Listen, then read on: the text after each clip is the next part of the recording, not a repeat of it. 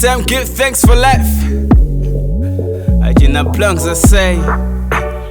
One time taiyamba nkhondo ya Napoleon ndipulise zinyimbo osati popcorn pamapeto pake ndikhale champion ndizabobo ndizabobo kumangovunga zimapachi ngati tompo ineso nditakukhala gamba ngati fizo ndili ndizisisi zanga kamufuse guntola takumana madolo makosa na ili pamoto fancy comfy beat ndaifinya pakosi. Yes I'm dripping tomato sauce usandelele mita wundi polisa ngozi. Look alilikiliki fana yuwa bwela liti tima pepe tili flow yako ili sweetie. I'm a little sad na bwela mauchi pieces. Still the flow is mine now. Ngodi now they got a picture ndine dolo sine gara gomanane ndi chilomblo flow ya mpwede ili nisogolo sindinga pale ngati maesa follow.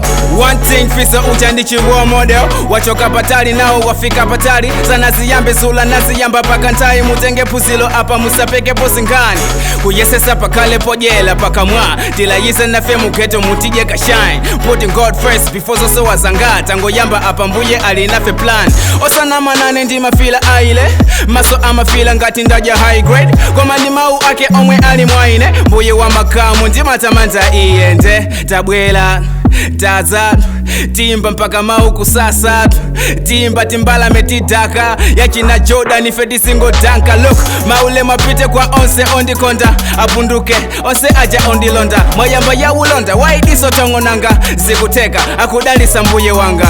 Hey look Ajina Blanks I say we nation representing. One time